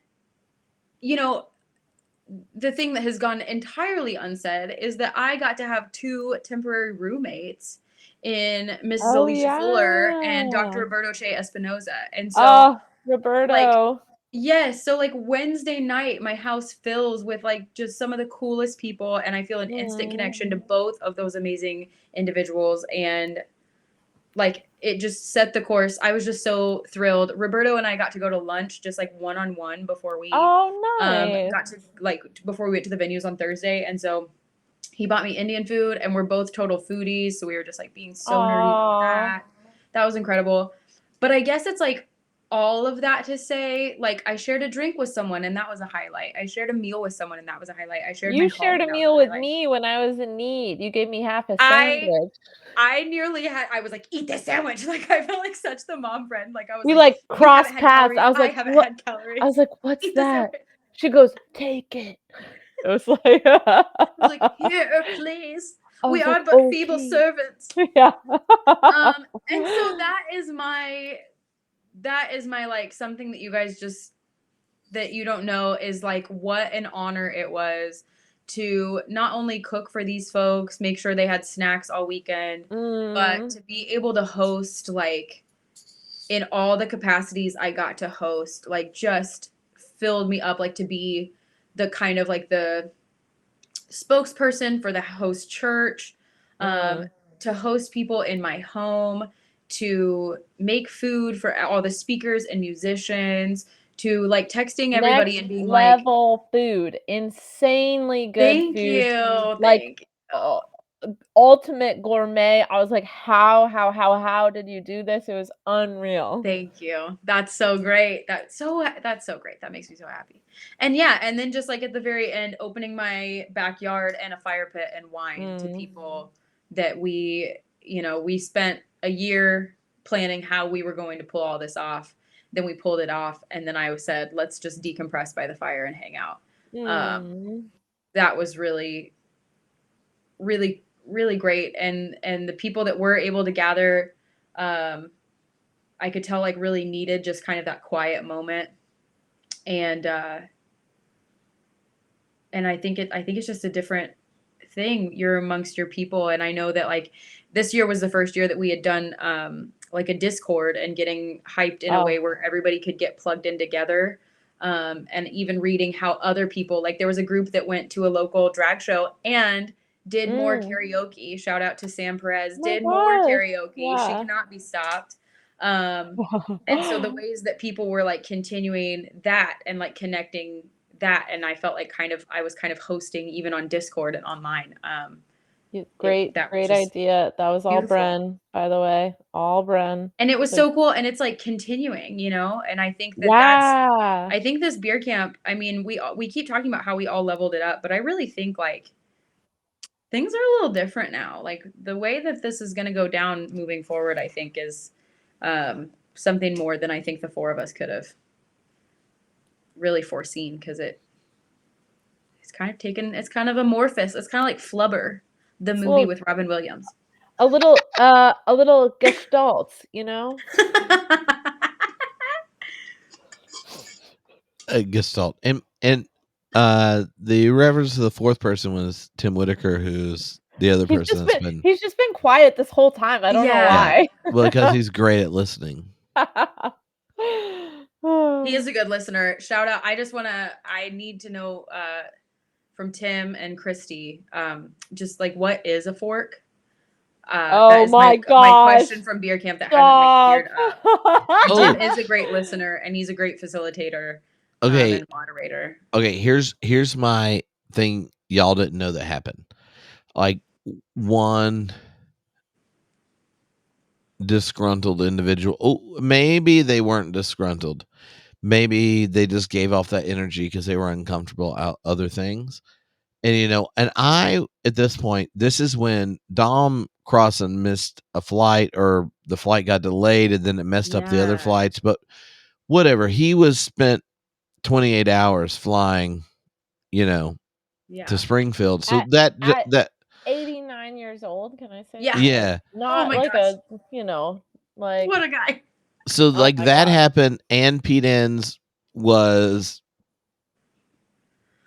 significantly sick. I was trying to decide if there was a way to describe his text without, like super mega sick. Yeah. And so, which they were speaking in the first session on Friday morning. So it basically turned into a, how do we reorient thing, which is one of the great reasons to have someone like Tom Ward around. A Nazarene doesn't drink, so they are not hungover. And if you text them at 6:30 in the morning, freaking out that there's no Pete or Dom, what are you going to do? And then Tony Jones and I were in the same place, and he's up, and I'm like, look at these kettlebells. He's like, that's interesting, but also, could you talk earlier? And so, I mean, it all worked out, but we're like moving all this stuff around. Dom just got there, and I'm like trying to figure this out. And this individual comes to me and goes like this: I have a question for you. Now, this is my experience of it. This individual, if this is not the attitude or energy you gave, my bad. It just came out of nowhere that I'm like running around and stuff, doing all these things. Think of how much time we put into this whole thing, and you just kind of showed up at something we spent a year planning, and like I'm sitting there like, there's a lot of energy put into something where I'm not making money now. Like rando's just about to harass me. This is, going and what the hell's the point of this entire thing? What is this? It's like a reason for a bunch of friends to hang out. Like, I don't even get the point of this. Like, what are you hoping to accomplish? I mean, it just seems like it's just a bunch of friends hanging out, and we're supposed to become friends with you and hang out. And I like sat there for a second, and I'm like, what? And I was like, yeah, everyone that's doing anything is my friend. I like them all. You should hang out with them. And the crescendo of the New Testament was when Jesus says, I no longer call you servants, but friends. If you want to talk about this later, find me at the fall festival. Until then, I'm occupied. And I just walked off. Wow. Because I was already I was like running to do something, and homeboy just like grabbed me and was like, Marr. and I understand you could be in that space. You could be really uncomfortable. It probably wasn't intentional. Mm-hmm. I'm freaking out because we're trying to rearrange everything, and like multiple times. Rearranging everything. Yeah, like when someone was like, I'm really frustrated. Y'all change the schedule. And my response was, this is why I told Bryn and Kristen that I'd never publish schedules. Yeah. Because it changes so much, but they love schedules and planning. And I just kind of go like, there's a lot of people in here that can say shit at the appointed time. Let's just feel it out. Yes. Which I say that you say yes right now, Bryn, but I've been present where I've tried to describe my let it flow attitude, and y'all look at me like, why? Why? People want to know. Next year, I'm putting a giant asterisk on next to everything. Or we could maybe do the let it flow stage. There's the let it flow let stage. Let it flow. In all breakout sessions, we're sitting Tripp in this room, and he's going to grab random of his friends to let it flow, because we need him occupied. Otherwise, who knows? He's just going to decide to serve the Eucharist and not tell the camp director. She's going to get called out by the camp coordinator and had no idea why. But don't worry, she can't say anything because she's crying up in the balcony and is straight. Yep. Love it. And if that don't Muted sum by it all up- straightness and tears. She can do nothing in her own defense. Well, I will say, I just want when the number of messages I got when our picture of me and Kristen in our Star Wars cosplay was pretty impressive. I will say also, probably don't wear a Wookiee suit for 5 or 6 hours while you're drinking and hope Ooh, and hope to stay hydrated. absolutely. No, thank you. All the Yeah. photos are so good. I'm so glad we Oh, decided shout to out hire a Emily photographer. Arnold. Emily Arnold. These photos are so Oh good. my gosh. You made us look so cool. I'm only in 2 of them, but Oh my man, gosh. I look And cool. that's a testament to how much you were running around and helping. If for what it's I was worth, like, look, she caught me standing still. for what it's worth, I'm only in like 3 or 4. So, you know. Yeah, we are. How many am I in we were without a there. Wookiee suit? I feel like Not as many without the Wookiee suit, that's for I sure. know. If I'm in a Yeah, that's Wookiee for suit, sure. there are pictures being taken. It was like, but I'm just glad there's 0 with me on the bouncy house. There cannot be there's no good trip on a bouncy house picture. Just I might be 38 pounds lower than last year at beer camp, but I'm still whatever the weight is I have to lose to not look like a beach dwell on a Oh my gosh. on a bouncy house. I've not gotten there, and I was like, well, I mean, I can get on the bouncy house. But I thought, if there's a picture of this, things are going to go downhill. It was totally glorious and fun. Yeah. That's actually the theme for next year. Totally glorious and fun. Totally glorious and fun. And then the bounce house is the graphic. Well, I won't comment on Tripp's weight because that seems outside of my scope. But what I will say, You're fired, Kristen. oh no, I don't comment on other people's bodies. Before I forget, I do just like want to hugely acknowledge volunteers again. And Wow. so many of them were venues people, and they were so amazing and so nice, and just brought like honestly every single interaction was a joyous one. It was great, and there were so many. Bren, you did so much organizing of the volunteers. One person that I know that I want to give a special shout out, who came from not even like nearby, like not a local. Yes. Greg was so on top of it and texted me one morning at like, Greg texted me at like 7:30 one morning, was like, do you need anything? I'm going to the store. And I was like, are you kidding me? You're more on top of this than I am. And incredible. And was part of my love life workshop. So like that's a special. Beautiful. Yes. You're like, I trust his advice. Yeah. He's got a servant's heart. That's like the bonus points that you didn't want to be involved, but once you were, I'm very grateful. Anyway, so I just like flabbergasted, like the joy of the volunteers was truly contagious, and I mean, it couldn't have happened without them. It was so awesome. Bren, like huge. You also you did so much stuff, Bren. I know you know this. I know Tripp knows this. We're reiterating. There were things I'm like, oh no, I forgot to do this. I went and I looked, and you had already done it, and I was like, oh wow, this is incredible because Bren is so on top of it. Sometimes I wondered how I had outsourced it already because it was done. I was like, I don't even remember telling someone else to do this, but it's done. So boom. Yeah.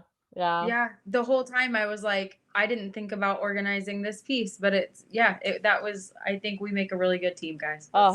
Bren, okay. So, but like the big coordinator, we've Eric, Fader Dominator at the venues. And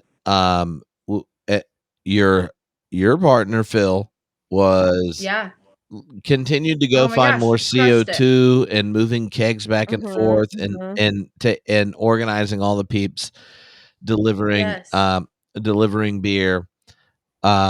We got the Chris who's one of the associate ministers, who was constantly in conversation along with Barbie, with all the volunteers, making sure things are organized, and people are in the right spots. I just blanked. What's the buildings organizer who Wes. Wes.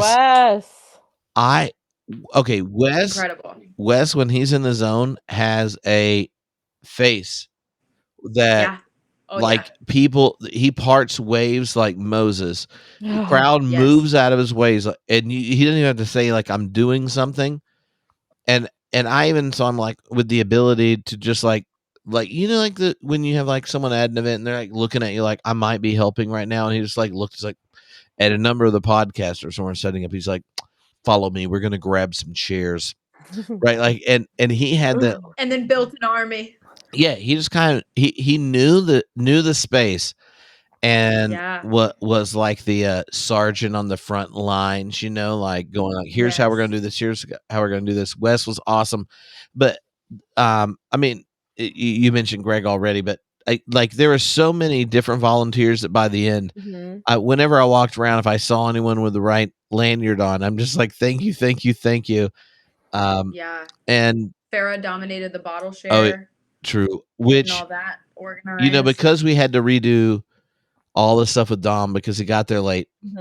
I really feel like I when I went outside to the bottle share, I just saw the empties that testified to my lack of presence. I was like, look at what just happened. Do you know there's like that was when I had my full first beer was at the bottle share. I had a full 16-ounce can. Do you know there's like I had to ask Tony Jones. There's like a lore of like the bottle share. There's the high ABV club. And I just happened to encounter them, and they were This like dangerous collective to show up at. Dangerous collective. Absolutely. And they were like, we do not know each other before we arrive, but we form every year. And they had their little area, and I got introduced. It was like almost like I was in a back alley in like some crazy city, and then like someone in a trench coat's like, here what we have, but it was just on top of like an air conditioning unit. Oh no, like, welcome. The bottle share was a whole new world. Tony Jones was holding court. He was sitting on, we had a cooler labeled miscellaneous light beers. Miscellaneous light beers. And Tony was like sitting on it holding court, and I like came up and I was like, Mr. Tony Jones, can I grab a beer from underneath you, sir? Oh and he was like, absolutely, Brent. And he like opened the cooler for me. And then we had the high ABV folks. We had like the bottle share was like its whole whole new they poured me a beer. They gave me probably like maybe 2 ounces of something that looked like motor oil as you poured it. I was shocked. Yeah, and somebody brought like a home brew. So we entered in on the bottle share spreadsheet. I had 108 unique beers. Wow. And then we got out there. It was way more than 108. And one of them was like a home brewed concoction. And I had participated in extracurriculars with some folks. What? And Brett? Nothing. It was on the bouncy house. Oh, okay. It was on the bouncy house. It was perfectly legal in Missouri. Or behind the trash can. You don't know. That is another story for another day. And after that, yes, my partner Phil gave me a sample of this guy's homebrew, and I go, we should take a picture of this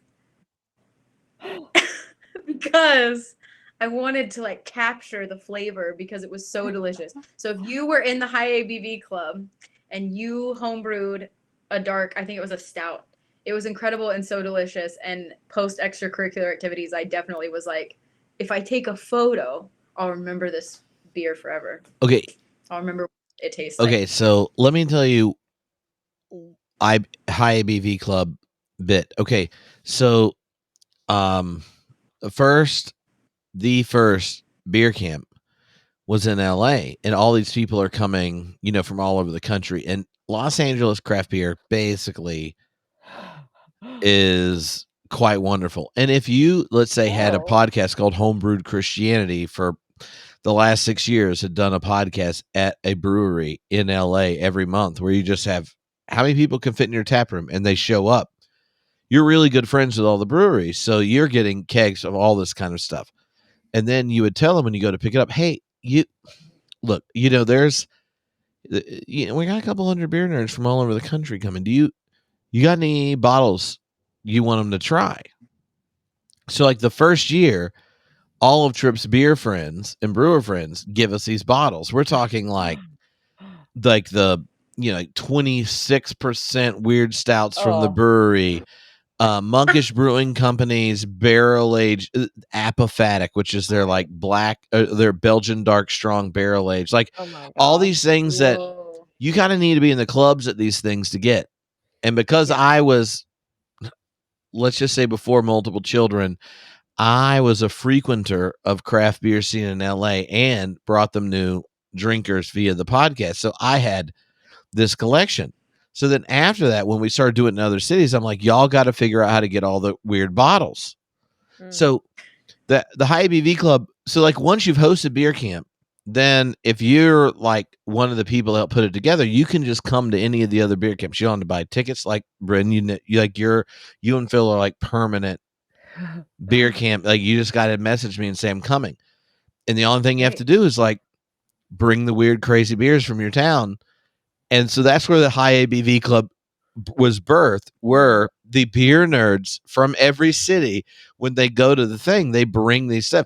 They had like, so like, I know they brought a 12-year Belgian Golden Strong on vanilla beans and coffee from Coop. Oh my gosh. Like how I know this is because they all saved me like the last little pour of like 15 bottles, which I drank during the concert. Oh my and gosh. so because I was occupied, or not the concert, the closing, like the thing after. Oh, junk. Now I've drank enough that I forgot the order. Like after because I was doing the lunch with Dom because we had reorganized stuff. I'm talking to Dom. Now there's another session and stuff going on, and there's just a line of all these high ABV beers, which are like the best beers from every city where we've had beer camp. And so like I'm just saying, like certain people enjoy them, some people find that corner and go. But if you're a beer nerd, the bottle share blows your mind. Like we had 1 week from canning Pliny. Like I know, like if you're in the West Coast, you can drink Pliny. Like I drank it all the time when I was around there, but now I got to get it sent. We had 3-day-old, like 3 days from like the release date of Monkish New England IPAs. There were like stuff that there's like 20 or so super beer nerds that at beer camp, the bottle shares nuts. If you're one of them, you just got to find that right space. And like you may sit there. I bet a fundamentalist could tolerate our heresy the entire weekend if you're a beer nerd. Right? They're like, well, I don't know, it's all this stuff, but they do say Jesus loves you. But did you see the bottle share? That's same thing like for like the people that are really into cigars. Last year we had like an actual pipe blend because of the whole Tolkien thing. But like if you were into that, there are all these little bits of beer camp that you could get totally into, and you're like, oh, that's the thing. And that's the fun part about it.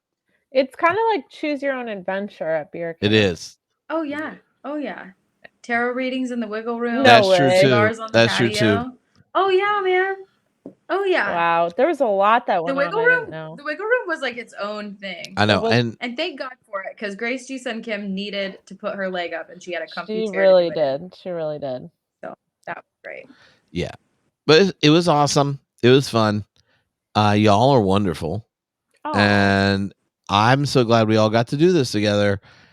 I'm also glad that they don't happen every other month. I'd be insane. I'd be I'd not be well. I'd be unwell. I'm not crazy. I'm just a little unwell right now. Absolutely.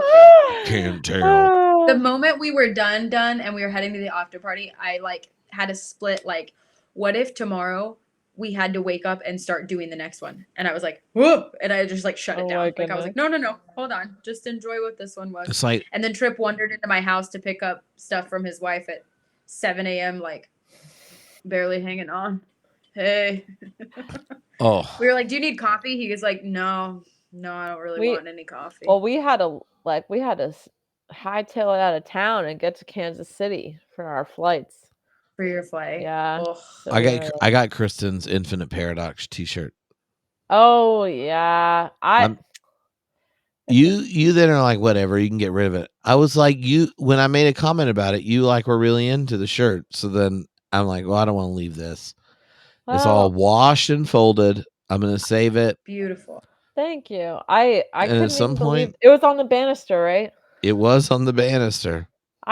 See, people do be leaving clothing behind at beer camp. You never know where you're behind gonna a banister. It could be on a banister, but you never know. behind a taking out the trash can, or what's this? or on a What is this bouncy garment? house. Who knows? Or in a no, you know what I found in the bouncy house? When I cleaned out the bouncy house before it got unplugged, I found someone's like pipe tobacco tamp. Which aren't we glad they didn't jump wrong on it? Because that's what I was like. Well, I don't even thank God. There's no way I would recognize what that is. That's for sure. We were the very first people to ever bounce in that bouncy house. Actually, the Pearson family came out and like christened it together. Is that belong? That was the first time it had ever been used. No, I called the bounce house company and they said, "Hey, we used to go to the venues. Here's a discount." No way. And I was like, "Oh, well then my business will just sponsor this bounce house." Amazing. Oh my goodness. Yeah. They assured me it was adult weight rated. That was the hardest part, was getting people to believe that we could physically be in it. There was a bounce house I saw at a kid's birthday party. It was for like 40 pounds to 80 pounds. I'm like, and I was like, 80 pounds? I'm like, that's small. That's young. No, she told me up to 4 adults, depending on, like, the 3 of us could get in it safely. Oh, nice. But if it were like Tripp and Phil and Tim, we'd have to let them go 1 or 2 at a time. But that's what she said. I was on it with 2 other adults. I was on it with 2 other adults, and there was plenty of flesh between us, and it felt as safe as possible. That involves us in the air and landing. Oh my goodness! Love that. Yeah. Well, I'm just really glad we did this really short overview of beer camp. I'm looking forward to just having to create a whole nother episode where I talk to the people that organize the different stages, because you know, sharing is caring. Sharing is caring. Not enough recapping can happen this year. Yeah. A lot to cover. But thank you a million times. I don't know if y'all are ever trying to run another event and you need a reference. I can write a really nice one. Ooh, or I can put in some really cool keywords into the Chat GPT and get an even longer reference. Yeah, because Chat GPT is not concise, that's for sure. No, that's what I mean. It would be overwhelm them with beauty. I'll just keep it like, no, make it more impressive. Make it more excellent. Use a higher vocabulary. just to get it all out. You didn't say cosmological. Throw that in there. Say cosmological. And a multiplicity of answers, please. A multiplicity of recommendations. Yeah. Yes. Kristen is great at managing the chaosmos and surfing it with a certain particular je ne sais quoi. No. Well, obviously. I mean, I don't speak French on the internet because of freedom and liberty. Oh my gosh. Now, when we were in France, Elgin, our oldest, is the one who's like actually good at French, and we would like get to restaurants and junk and be like, can you order? And he did. Wow. I said, you can order, or I will be an American who uses an exaggerated French accent based on British people impersonating them in Monty Python. I was like, you can order, or I will say, oh, I want the croissant in my mouth, like that. And he's like, Dad, don't do that. I'm like, why not? I just tried to be respectful. And he's like, you can't do this. And I'm like, all right, then you'll have to use your French skills. Oh my gosh. Wow. What a persuasive method. Yeah. Yeah. Are you scared of being publicly shamed and humiliated? Then you too can use your French skills. Yeah. Alicia gave me a hard time about the motivation later, but nonetheless. All right. So come to beer camp. So come to beer camp. We'll fight in your general direction. Your daddy is a hamster and your mommy smells of elderberries. Oh wow. Deep cut. It's not a deep cut if you watched it enough, Kristen. I've also been to That's fair. Duncastle where that was filmed, and that was my favorite castle I went to in Scotland just for that moment. That was my favorite beautiful. castle out of all the castles I saw. Yeah. When I lived there. They didn't have an Airbnb at that one. Oh. But we did stay in some Airbnbs and castles. I mean, I just stayed in a Wow. castle. It's no big deal. Next year, beer camp Is at a that castle. Beer camp? That's what I was gonna say. Sounds like beer So camp next year, in a beer camp at a can. Scottish castle. Yeah. All right. Peace out, friends.